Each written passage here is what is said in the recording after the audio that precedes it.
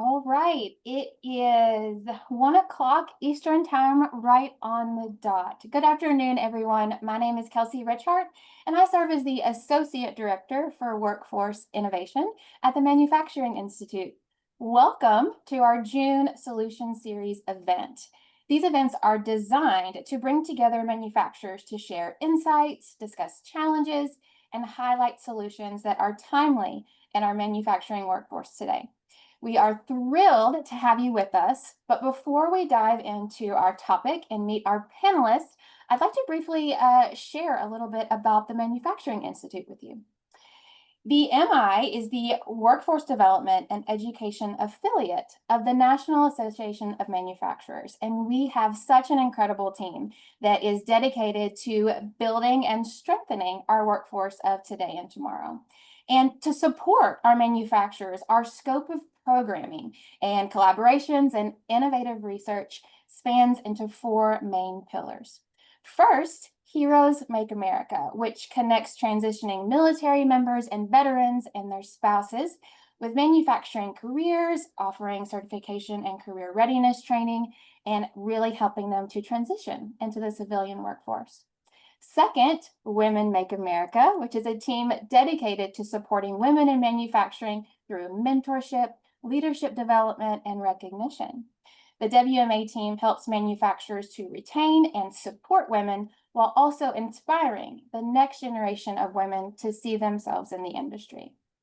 Third, FAME, which is the Federation for Advanced Manufacturing Education. And this is an apprenticeship style earn and learn model where students go to school 2 days a week and work with a local manufacturer 3 days a week. And these manufacturers really drive this program, and students graduate as global best advanced maintenance technicians. And finally, my team, the Workforce Innovation team, and our portfolio of innovation solutions helps our manufacturers through second chance hiring best practices, workforce policy, employer-led industry sector partnership strategies, and student engagement. So today's event is a collaborative effort between the MI and Timken, and we're aiming to provide valuable insights into building your production workforce. So for today, I will be monitoring the chat and making sure that everything is running smoothly. But that also leads me to one of our exercises that we're going to do towards the end of the hour. As you're listening to Timken's strategies and their best practices, if you can think about things at your own organization in terms of a 4S strategy, which stands for start, stop, sustain, and strengthen. And so maybe you'll be listening today and you might hear of something like, oh, that's a really great idea. Maybe I should start doing that at my organization. And then the same concept with the other three S's. So before I introduce you to my colleague, just a couple of housekeeping reminders. We will be recording today's event, and all participants' microphones have been muted upon entering. For the best viewing on Zoom, you can choose the speaker view in the top right corner of your screen. And lastly, of course, please be sure to use the chat feature to engage with guests and put your questions in there as well. So I am honored to introduce my good friend and colleague, Lexi Champion.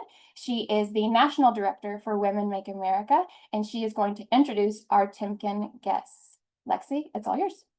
Thanks, Kelsey. Hello and welcome, everyone. As Kelsey shared, I'm Lexi Champion, National Director of Women Make America at the Manufacturing Institute, and I'm so excited to be leading today's discussion. As Kelsey mentioned, this webinar is part of our broader effort to spotlight real, practical solutions manufacturers are using to build a stronger, more resilient workforce. And one of the most pressing challenges facing the industry, and that we keep hearing from many of you right now, is that recruiting, and specifically recruiting production talent, remains a key challenge. These are roles that keep operations moving every day, and yet manufacturers are struggling to find enough qualified candidates to meet demand. So today we're going to be zooming in on that challenge, and more importantly, on solutions with help from Timken, who is doing it really well. So joining us today are three leaders from Timken who are at the forefront of their workforce strategy. We have Michelle Barnhart, who's a human resources manager, Jenny Simpson, a supply chain manager, and Heather Lewis, operations and supply chain manager. And together, they're going to share what's working, how they've adapted along the way, and how they've aligned recruiting strategies with company values and operational goals. We'll hear about specific practices Timken uses, from how they're positioning job opportunities to how they're engaging communities. And I encourage you to listen through the lens that Kelsey shared earlier. What could you stop, start, sustain, or strengthen in your own approach? So with that, let's jump into the conversation. To kick us off, I'd like for each of our panelists to briefly tell us about what they do at Timken and why they do it. Michelle, do you want to kick us off? Yeah, absolutely. Good morning, good afternoon, and good evening to all. As Lexi mentioned, I am Michelle Barnhart. I'm the Human Resource Manager for Timken's largest bearing manufacturing plant located in North Carolina.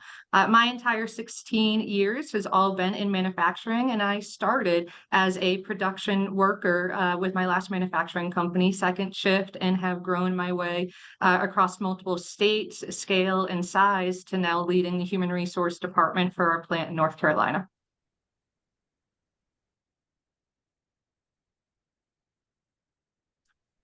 And good morning, good afternoon, good evening. This is Heather Lewis, and I am our supply chain and operations manager here at the Timken Lincolnton facility. I've been with Timken for 21 years, all here at this facility. So all my career has been in manufacturing. I started in quality. I've had operations experience and now supply chain as well. All right, hello everyone. I'm Jenny Simpson. I am the supply chain manager at Timken's primary distribution center in Duncan, South Carolina. I've been with the company for 13 years. My first 2 years were through a development program at a couple of different facilities. And then I've been here at the distribution center for the last 12 years. My previous role was operations manager and now in supply chain. So I've been partnering with our team here for the last few years and identifying what our business needs are and tactics to achieve those. Awesome. So let's kind of start off the conversation and digging into why this work around recruiting production talent needs to evolve in the first place. So Jenny, I'll begin with you, since you're on my screen right now. What made you realize that recruiting for production roles needed a different approach? And how did focusing on business needs help shape the strategy that followed? Yeah, so we really started to take a look at what our recruiting and really retention approach is because we were struggling to fill open positions and really fill them in a timely manner. So we needed to change to kind of meet our metrics. And so we did take a look at what did the business really need? Where could we reevaluate job requirements, maybe adjust shift structures? How could we expand the pool of candidates that we were reaching. And so by kind of focusing on those items, naturally, we also saw that we were attracting a more diverse workforce and pool of candidates. So it wasn't necessarily our primary focus when we started the efforts was to diversify, but it came naturally with the changes that we made. Thanks, Jenny. And Heather, maybe to build on that, sometimes it's a single moment or a specific hire that really kind of brings it home. Can you share one of those moments that reminded you this is why tapping into broader talent pools really matters? Sure. One example that I have that comes to mind pretty quickly is that we overlooked many years ago the broader pool, and we had not considered or hired anyone without 2 years of manufacturing experience. So several years ago, we recognized that and we removed that requirement that we had in place. And so one employee in particular comes to mind. She had automotive mechanic experience, but no production manufacturing experience. She's now been employed with us for 3 years, and she is thriving as a manufacturing operator, actually in one of our more difficult operations areas. So our requirements for hiring we're eliminating a potentially large group of people just because they didn't have any manufacturing experience, but they still have the skill set that we need to fill manufacturing positions and actually be very successful. So that's just one hire that proves tapping into that broader pool really does matter. Yeah, thanks, Heather. And a great reminder to really like evaluate the job descriptions that we have to really kind of, map out what is truly a requirement versus a nice to have for careers so that we don't miss out on potentially awesome talent like that. Before we keep going, we now want to kind of hear from you, our audience. We're going to launch a quick poll to get a pulse on what you're experiencing when it comes to recruiting for production roles. You'll see the poll pop up on your screen momentarily. And the question is, what is your company's biggest challenge in recruiting for production roles? So take a moment, select the option that best reflects your experience, and then we'll take a look at the results together.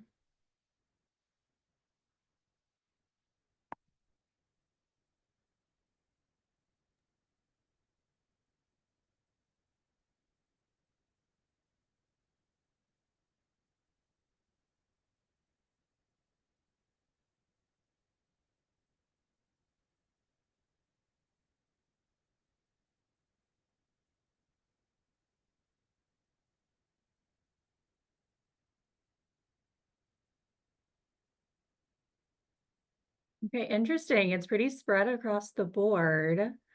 Not enough qualified candidates.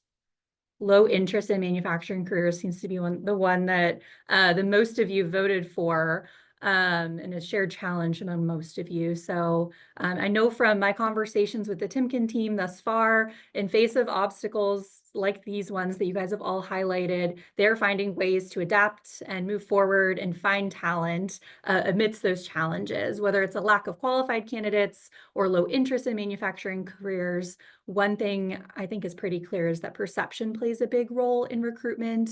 And that brings us to a critical piece of the puzzle, the story that people have in their heads about what manufacturing is and who it's for. So Michelle, I'm hoping you can kind of share what's one of the misconceptions that you've worked the hardest to break with candidates and others that you're talking to. Yeah, thanks, Lexi. This is something I'm really passionate about, and those poll results were interesting with 45% noting low interest. And I wonder if that is part of that misconception that there's low interest from a particular population or group or community, right? So one of the misconceptions that I find is that there's this persistent image that manufacturing is only for a certain type of person, right? Traditionally, when people think manufacturing, they're thinking of individuals who are physically strong or maybe mechanically inclined. And nowadays, that really just couldn't be further from the truth. And at Timken, we're working really hard to change that misconception.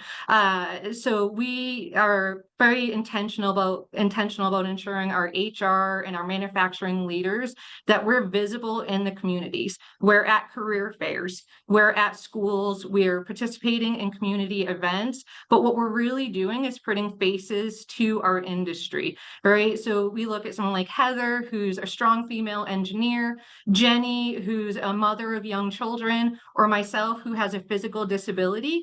And when you see us at the fairs and at the community events, we're tying that connection, right? And breaking down those barriers and those misconceptions that there's just one type of group that fits manufacturing. And then you may see that interest grow, right? So when you start to change your strategies and ensure that you're putting that diverse workforce that you want to have and reflecting that in your community and recruiting events, you may actually see that interest in manufacturing grow a little bit.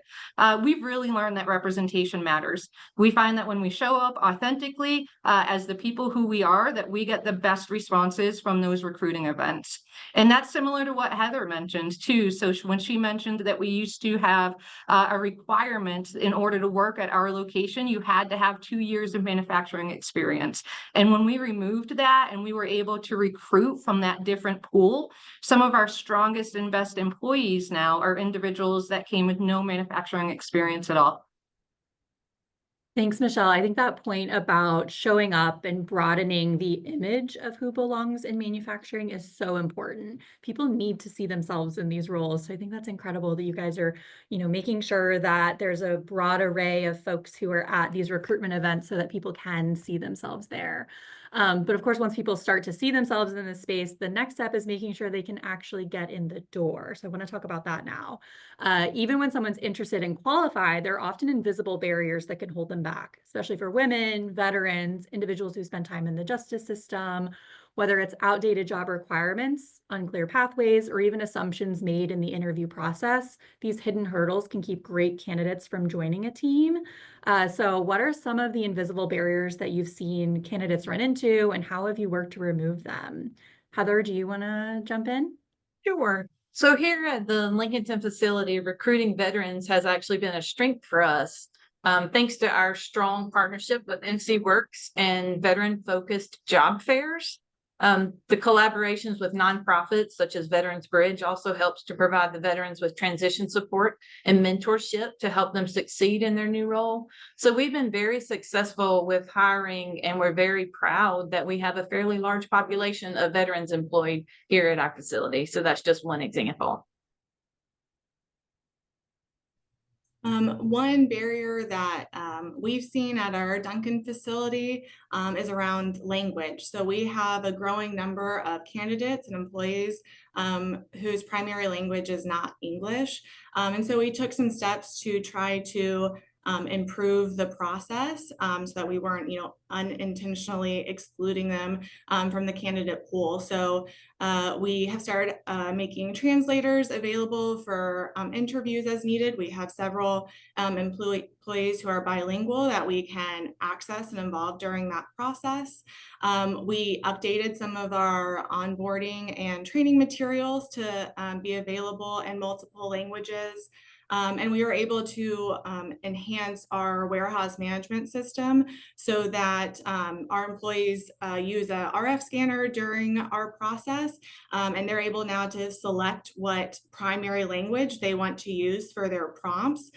So, they can select from Spanish or Russian. It doesn't just have to be in English. So it's making it, more accessible for candidates. We have more work to be done in that path, but we have seen improvement in attraction and retention for that group of employees. That's great. And I think, barriers like that can be so easy to overlook. Especially like if English is your first language, you may not think about that as being a challenge that others may experience. But I think once you start to see and even hear that some of the things that companies like Timken are doing, you can start to remove those barriers once you recognize them. And as we've heard today, that kind of intentionality can really open doors for incredible talent to not only join an organization, but stay there for the long term. But we also know that wanting to do better and knowing where to start can feel like two different things. So let's bring this kind of down to ground level right now. What is one practical step that each of you would share with other employers who want to tap into these talent pools, but feel stuck or unsure of where to begin? Michelle? Yeah, absolutely. If you feel stuck or unsure where to begin, one step that I share with any employers that I work with is to start with your internal support systems, right? If you're stuck, tap into those networks that are already at your company. And specifically, a great way to do this is through what's called employee resource groups, or ERGs. At Timken, we have 6 different ERGs, and these ERGs are completely employee-led, but they're employer-sponsored. And our ERGs focus on communities, multicultural, Timken Pride. We have young professionals, women, veterans, and disability-focused employee resource groups. What really makes these groups so powerful is that they create that built-in support system of networks throughout our entire company. So when someone new joins our team, especially if they're from one of these underrepresented groups, they immediately have access to mentors and advocates and other initiatives for connection, right? And that's a strategic business tool. That's not just something that feels good. That's a strategy. And that's part of that way. If you're feeling stuck, tap into your employee resource group and have them provide input on recruiting strategies. How did they join your company, right? And what did they do? And why are they still with you? Your employee resource groups from those under or less represented communities is a great way to build a strategy tool to help navigate through those stuck barriers. I think that's a great recommendation. Like if you are looking to hire from, say, a veteran talent pool, go to your veteran ERG, ask them for advice, involve them in recruiting from that population, because they're kind of closest to that. They know the experiences, they speak the language, and they can definitely be a guide or resource there. Heather, what's practical stuff you'd recommend? Just don't be scared to change your requirements, right? Like I said earlier, we had limited our pool of potential candidates. Review that often and don't be scared to change and open up your window of opportunity to all of these various groups, just like Michelle said, use the resource group available. So really just make changes. Don't be scared to make change. I think that's great. I mean, does a role that you're hiring for truly need 8 to 10 years of experience, or is there flexibility there? Can you offer some on-the-job training rather than requiring certain certifications before folks join? Really kind of taking a look at those job descriptions and mapping out kind of what the true requirements are versus what you can kind of flex on. I think that's great. Jenny? Yeah, something else would be maybe sharing best practices within a company. So there's, we have several facilities that we can tap into different strategies that each one's using, or having connections in the kind of the local community with other companies to see, what they're doing, and maybe some different opportunities to tap into to mimic some of the things that they're doing. Heather, Michelle, Jenny, thanks for all of the insights so far. Audience, we want to hear directly from you guys again. So we're going to do a quick interactive activity, crowdsource some perspectives from across the room. You'll see a QR code pop up on your screen. Go ahead and grab your phone, open the camera, scan the code. It'll take you to a short activity. I promise it'll only take a minute. You'll be asked to respond to this question. What's the biggest misconception about manufacturing careers? Just type in the first thing that comes to mind, and as the responses come in, we'll watch a word cloud build in real time.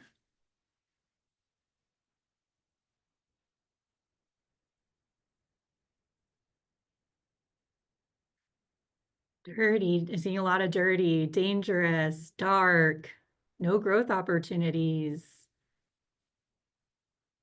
unsafe, can't grow in the role. Only for baby boomers. Repetitive, interesting. I'm seeing a lot of similar themes here. Dead end job. Oh, this is so depressing.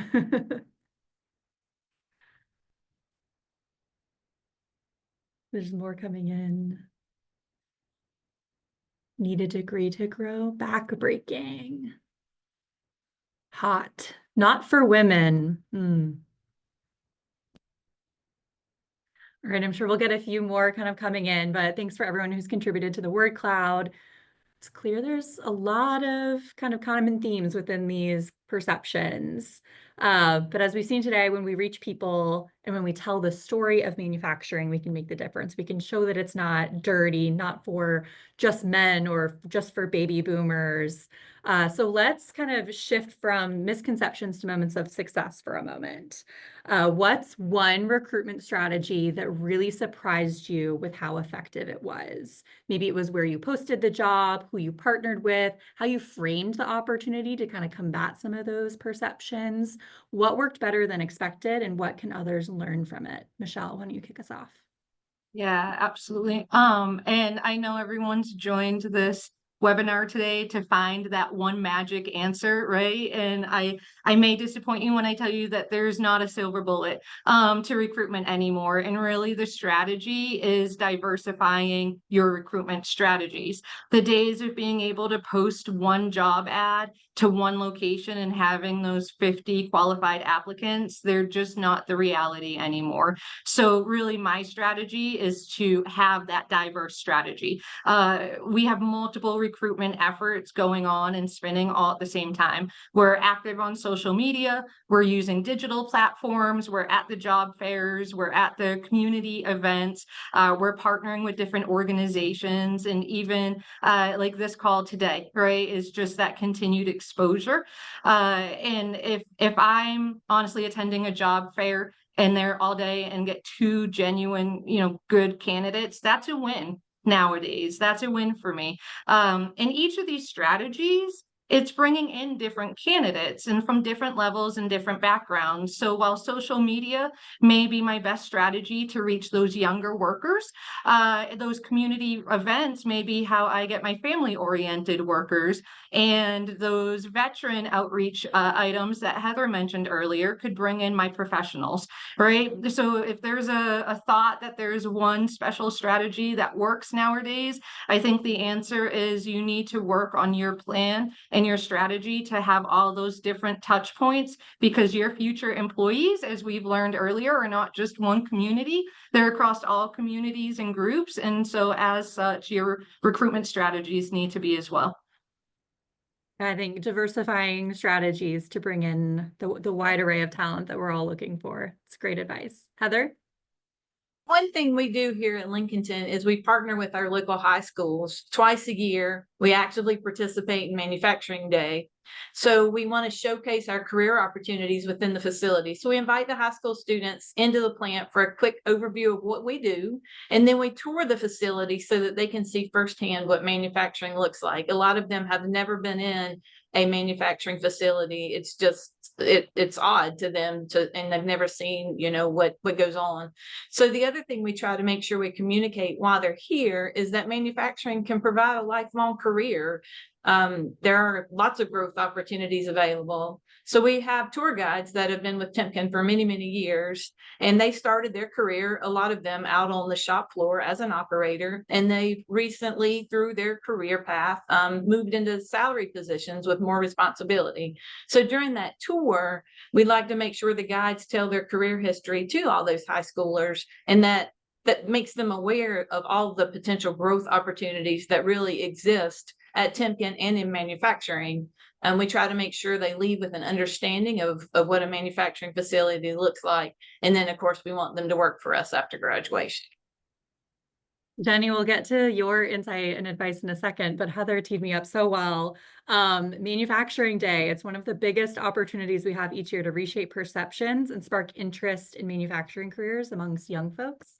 If you're not familiar with it, Manufacturing Day, or MFG Day, it takes place on the first Friday in October. It's led by the Manufacturing Institute as a nationwide effort where companies open their doors, hosting tours like Heather referenced, classroom visits, community events, all in the effort to show students, parents, educators what modern manufacturing looks like. And it's a powerful way to change the narrative and inspire the next generation to see themselves in this field. If you'd like to learn more about Manufacturing Day, feel free to reach out to our team at the Manufacturing Institute. We'd be happy to chat with you about it. Jenny, all right, over to you. What's a recruitment strategy that surprised you with how effective it is? One strategy that we've used here at the Duncan facility is participating in local high school career fairs. So while we don't necessarily fill roles immediately from that, we're trying to build awareness and just interest in manufacturing careers or distribution careers, really just trying to give exposure and a different career path that maybe the students haven't considered in the past. Personally, I've also gotten to engage with corporate recruiting events at college career fairs.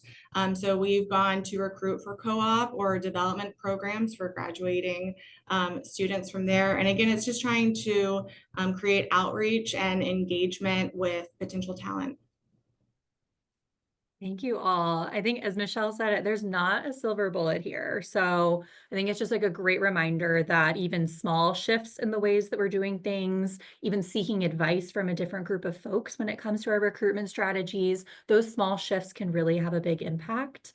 But as we kind of continue with the conversation, once you get someone's attention, I guess like the next question is, how does the opportunity really work for them? Like how, in today's job market, candidates are looking for more than just pay. They're looking for things like flexible scheduling, workplace conditions, overall support. And I mean, we saw in the word cloud, there's a perceived lack of growth opportunities. So that kind of support and professional development and growth within a role in a company really matter and can often be a deciding factor for candidates. So what are the ways that that manufacturers can elevate and reposition their benefits to really stand out and attract today's candidates? Yeah, Lexi, I'd love to take this one. And you'll see a theme coming through here, right, with my answers of diversifying your recruitment strategies and having the ERGs. And it's going to be a similar answer when it comes to your benefits. When we're talking about our benefits, we're really talking about that comprehensive package, right, that makes you competitive in today's market. And at Timken, we've done a really strong job of diversifying that.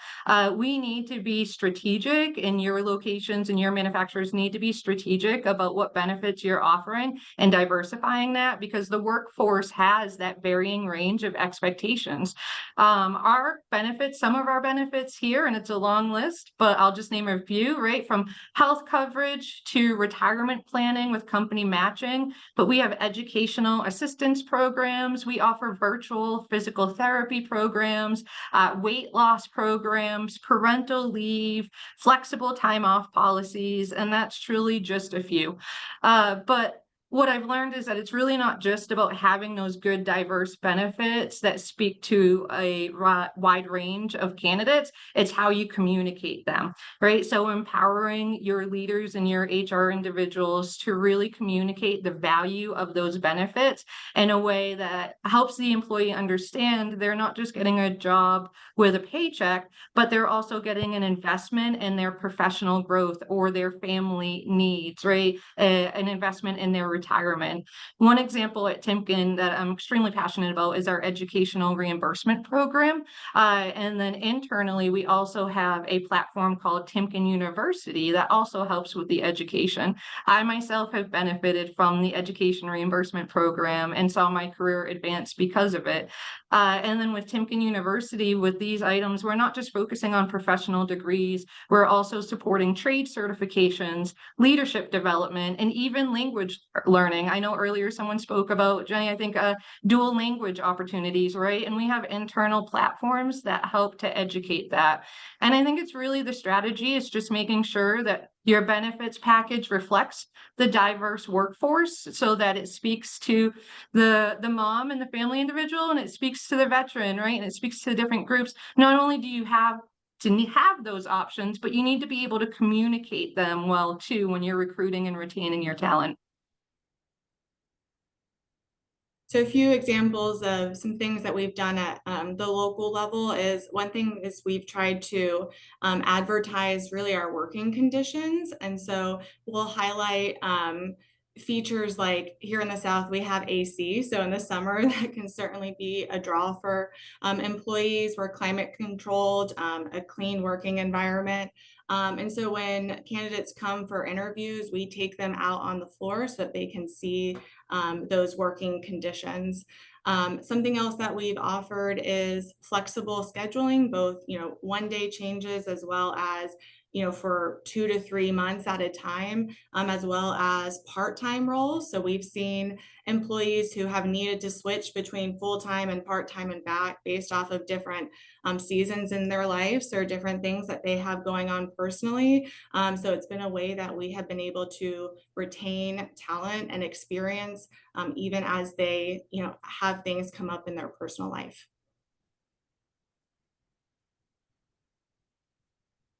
I think all those are great. We've talked a lot about how to attract the right candidates and different ways to entice them with benefits and such, and changing the perceptions that folks have. But as every manufacturer knows, hiring is just the beginning. If we want to build a strong, sustainable workforce pipeline, retention is critical. And for many production workers, the decision to stay often comes down to how they feel in those first few weeks on the job. Do I belong here? Am I valued? How do you at Timken make sure that new hires feel like they belong and aren't just a number on the floor? I'll kick us off here. This is something that I see really, I say kind of changed after COVID, during and the years immediately after COVID. And I challenge you to look at your orientation, right? So that day one, week one items of orientation, the years immediately in and after COVID, really we had to separate, right? And created separation. And I see that orientation, new hire orientation, really just kind of became like a checklist, a paperwork checklist to get through, because we couldn't invest the way we wanted to in those in-person conversations. And ensure that you've gone back and redefined what orientation looks like to you, so that you're putting a lot more focus and that human approach and less than just a checklist of paperwork. As you mentioned, Lexi, those first few days and weeks really determine whether someone feels like they belong or if they feel like they're just another number. And so we've put a lot of focus and effort on ensuring that we've been intentional on creating those connections from day one.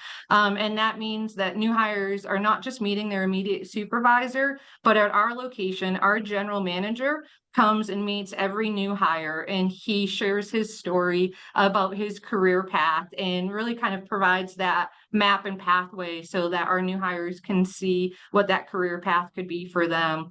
We've also partnered with our corporate communications team on creating a orientation, PowerPoint and dialogue and brand image that all of our plants and locations use. So whether you're Jenny at the distribution center, or you're here with me and Heather at our bearing manufacturing plant, or any of our other locations, we know that all of our new hires are receiving our same brand and messaging. They're getting education on the applications, right? The bearings that you make, what do they go into and why do they matter? Because those day one stories, when employees go home and they're around the dinner table and family says, what was your first day like? We want them to have that same passion that we have about what we make. And we really ensure that we're instilling that into them from the very first day. We've learned that those touch points and those early days are extremely important to the long-term retention and growth of the employees' time with us. Oh, and just knowing that like the work that you're doing makes an impact. Like everyone wants to know that they're a part of something bigger and that their unique like role or function advances the broader kind of goal of the company. So I think that's great. So piggybacking off of what Michelle just said, so from an operations perspective, being an operations manager and the one typically taking those new hires from that new hire orientation, when they join their assigned department, they're paired with a trainer who helps them get oriented to not only their job and their new responsibilities, but also to the facility. And they make sure they know their help chain. They need to know where to go and who to go to for help. But also in addition to that, we've recently, probably in the last year or so, our supervisors have regular check-ins with all of the new hires to ensure that they feel seen and they're supported. So our goal is not only to make sure they know what they're doing and that their work matters, but we also want to make sure that they know that they matter as a person and they're not just a number to us. Yeah, I mean, belonging is such a powerful foundation here. Sorry, Jenny, did you want to add on too? Yeah, so Timken is actually starting to pilot a new program through Paradox, in which new hires are receiving surveys either through email or text, whatever their preference is, during their first 50 days of employment. So at timed intervals, day 1, day 10, etc. They're receiving a handful of questions to see, how their experience is going, really with the goal of trying to enhance, retention and engagement and improve our onboarding and training processes. Timken has historically used, exit surveys when somebody maybe leaves the company, but at that point the employee has already decided to leave. So trying to get that feedback early on, we're hoping to, improve retention with the effort. Yeah, I'm excited to hear how that goes because we know that feedback loops are so important for, making sure that as an employee, your voice is heard and listened to. And all of those strategies are great, but for employees to stay and grow, they also need to see a future for themselves. And I think we saw this within the word cloud activity too, of like the perception that there's no growth opportunities in manufacturing. And I think this is especially a true sentiment, perceived sentiment for frontline workers who are often motivated not just by the job that they have today, but by the opportunities that lie ahead as well. So before we transition into our last activity, one kind of last question for you all before that. What have you learned about the power of clear and visible career pathways and development opportunities, especially through the lens of those on the production floor? So I'll take that one. So clear pathways and growth for development and growth. They're very important to all of our team, not really just the frontline workers, but to everyone. So I found that when an employee has a clear understanding of the opportunities that they have available and that path to achieve that growth is clear, they're actually more apt to stay with the company. Even if the timeline isn't quite what they want and it doesn't happen quite as fast, if they know the path to get there, and it's a possibility, they're more likely to stay. And if they see they can meet those career goals, they're more apt to stay other than go outside and look at a different company to meet those goals. Having open dialogue with my team members on their career goals has allowed me to have a good understanding of what they want their career path to be. And that way I can make sure that I'm helping get them aligned and that they're working towards those goals. And ultimately, they are able to achieve their full career potential. So that dialogue and conversation and understanding from a manager perspective is critical.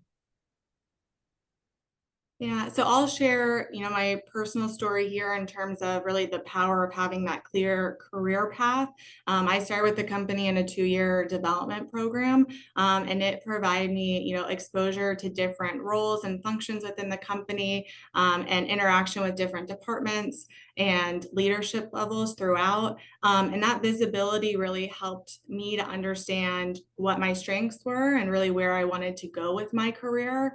And also seeing, the company invest in me and help develop me, was a motivator for me to stay with the company and continue to work towards those goals.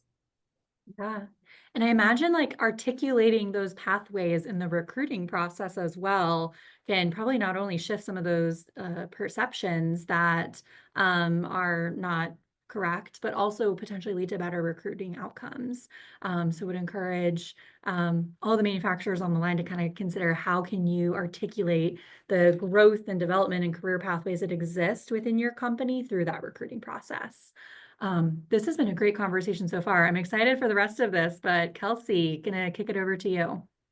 Yes, you guys, this has been so wonderful. We are going to get into our last interactive activity. But first, before we launch that, I just want to thank everyone for your questions in the chat and your engagement. We will get to a couple of those in our Q&A after this activity. So at the beginning of our event, we talked about 4 S's, the start, stop, sustain, and strengthen. And so what you're going to see on your screen here is a whiteboard with some different colored virtual sticky notes. And what we would like for you to do is, if you've been inspired by something that the Timken team has talked about today, or a really great point that Lexi has drove home, if you wouldn't mind to take a look at our whiteboard and pick up a sticky note using your mouse and kind of type out in short terms here, what's something that you would start, maybe something that you would stop, something to sustain, and something to strengthen. Let's look at our whiteboard here. Also, because we have such a wonderful jam-packed audience today, close to 100 folks with us, if this somewhat lags on your screen, please feel free to put some of your ideas in the chat as well here. And while this is really cool, I love seeing the sticky notes come up here with your ideas. Lexi, it looks like sustaining self-development initiatives. Yes. Strengthening your onboarding programs.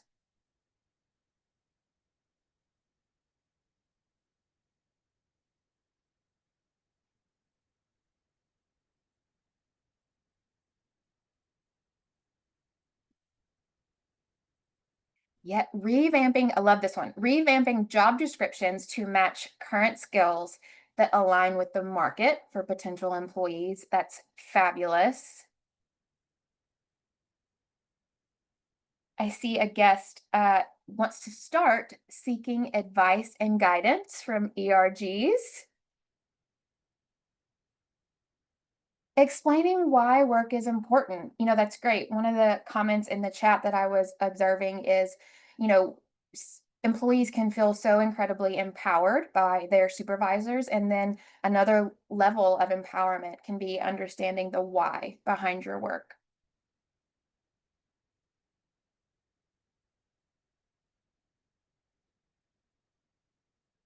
This is great. Strengthen, equip leaders and HR representatives with tools and resources to drive development conversations. Yeah, some of the great ideas within an organization start with developing those conversations and feeling empowered to do so. I love that as well. These are so great. If you are still typing a sticky note, please feel free to finish that one up. And don't worry, we're going to take a screenshot of our awesome whiteboard of ideas here for all of us to keep.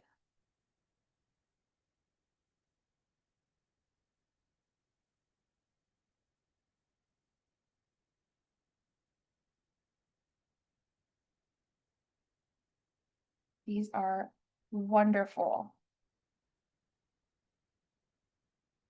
Okay. With that, thank you so much for participating in our whiteboard activity. I want to make sure that we have time to get to some of these awesome questions.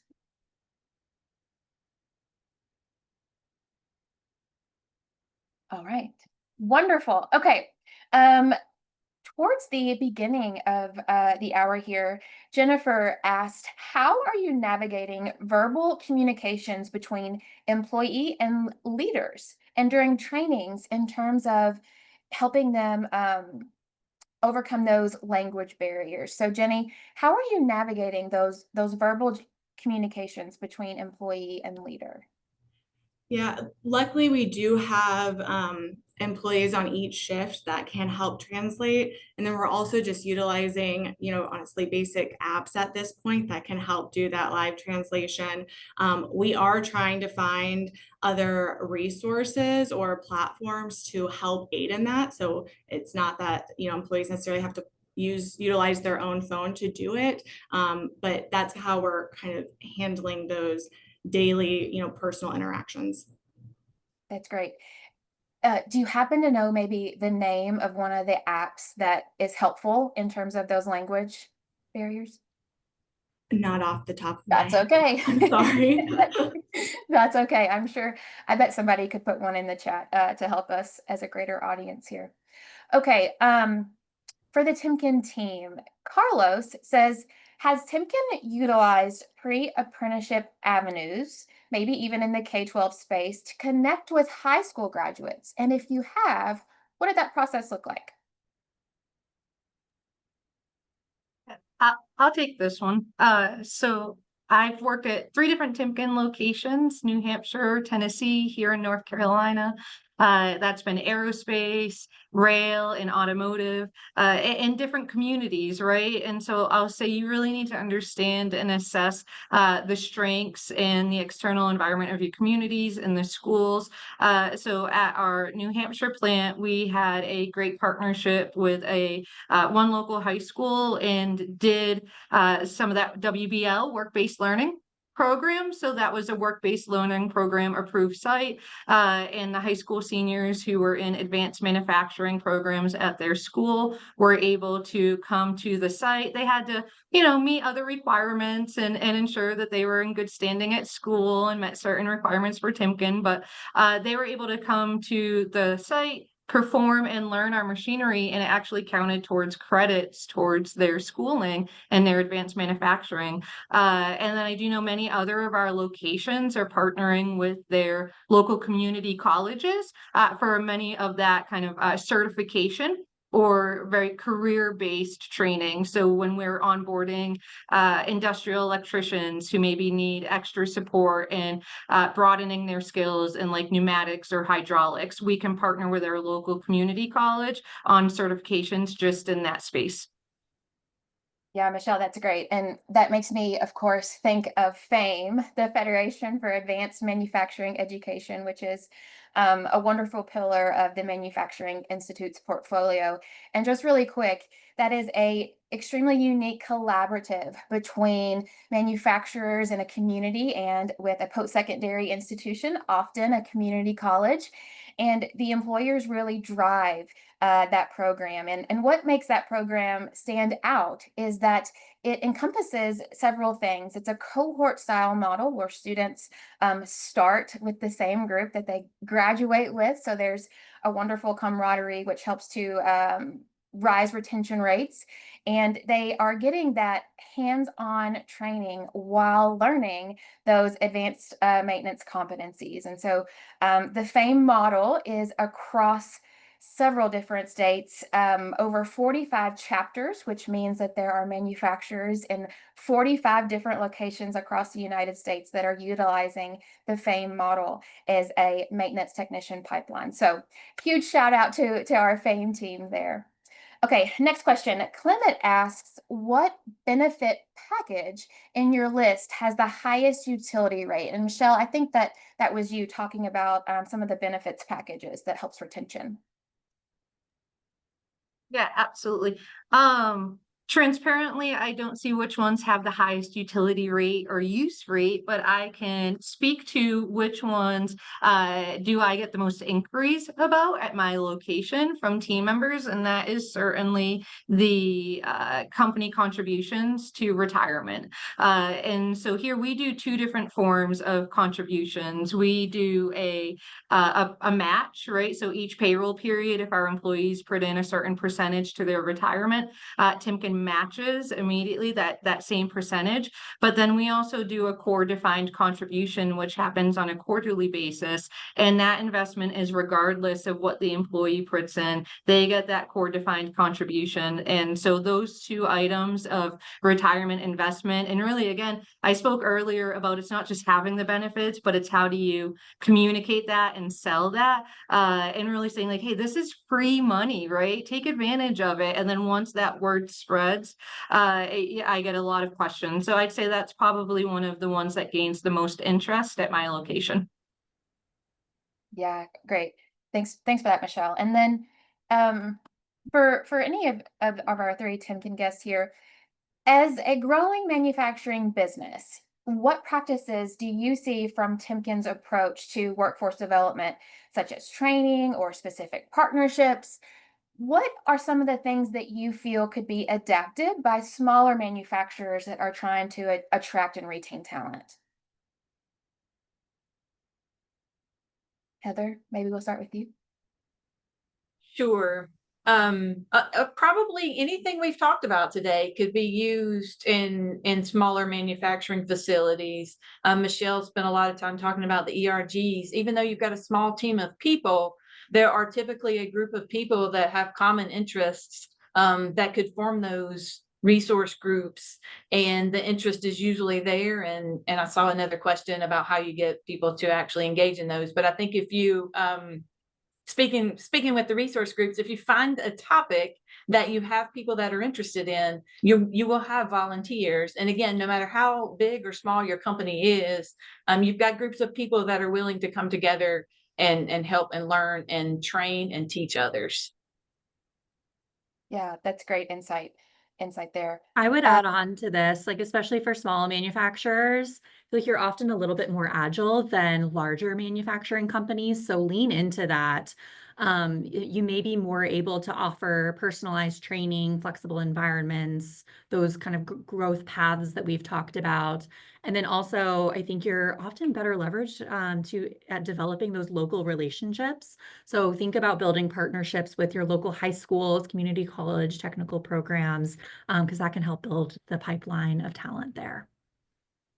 Yeah, thank you for that, Lexi. Sometimes our small but mighty manufacturers have the capacity to really nurture those relationships, and that's where they really shine, right? Okay, just a couple of more questions, and then we will round out with some ending housekeeping items. But um, Tanya says, I think ERGs are a great idea, but sometimes they face challenges in getting employees to volunteer in the ERGs and to keep them moving forward. Any feedback on how to entice employees to engage in ERGs? Can I take this one? I was like coming off mute before you finished your question. So it came out earlier. Heather noted it too, right? That I spent a lot of time talking about ERGs. It's something I'm passionate about. And I think when it comes exactly, so it notes not all employees though are going to feel that spark from the ERG. And that's okay, right? So it's really about identifying those group of employees that have that interest, right? And they'll be easy to spot. You'll see they're the ones who are likely going to be coming to the leadership offices saying, hey, have you thought about this? Hey, can we do that? Right? Listen, like have those active listening skills for the employees when they're sharing that hallway conversation with a thought. Those are the ones that you'll want to tap into to say, hey, are you interested in starting an employee resource group? It would be new for us, but I'd love to, go down this pathway with you. But then respectfully also understand that indeed not all employees are going to have that interest, and that's okay too. So I think it's just when we spoke how it's employee led and leadership sponsored. And I think that really is the key there. But for employee led, they're likely already telling you they want to do this. It's just turning on those active listening skills and giving them the clarity of that pathway. That's why it needs to be leadership sponsored, having the clarity to be able to execute that and give them the platform and the tools that they need to execute. So well spoken, Michelle. Thank you so much. Jenny and Heather, are there any last minute ideas or things that popped into your head before we round out the hour? Okay. Wonderful. I hope that everyone will join me in giving a virtual round of applause for Lexi, our leader here, and of course, our Timken guests. I think this conversation was hands down beneficial for everyone that joined. And so thank you so much for your insights.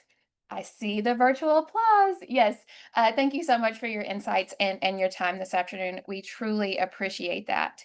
I just want to remind our guests that you will receive a link to this recording in the next few days, along with a one-page summary of some of the key topics that we discussed. And I wrote some down as I was listening to some of the question and answers here. Michelle, I love that you stated putting faces to the industry. It is a visible duality of showcasing your company, but also representing different populations and being seen. And I thought that was extremely powerful. And then, of course, the key to recruitment and retention is diversifying those strategies. It's not a one size fits all solution when you're out recruiting, and that you really have to diversify that and look at those different avenues there. So some wonderful, wonderful insights, and thank you to our guests for the engagement in the chat.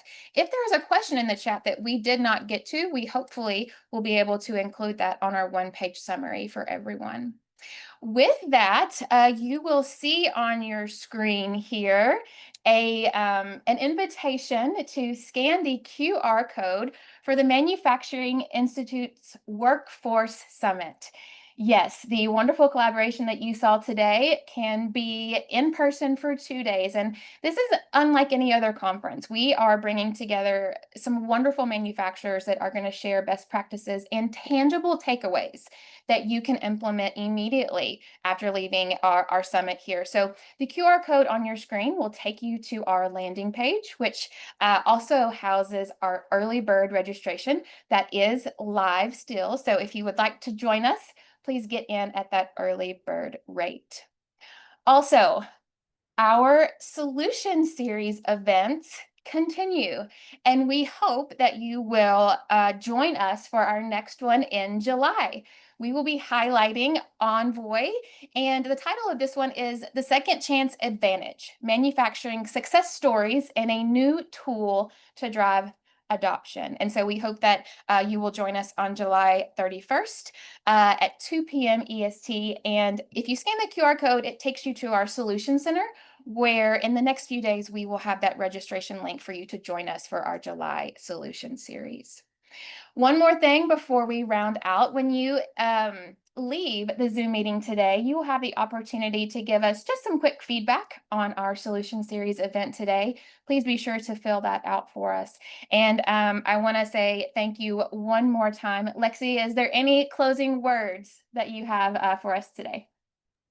No, I've enjoyed the conversation so much. I'm excited to tune into the upcoming Solution Series, and I'll see everyone at the Workforce Summit.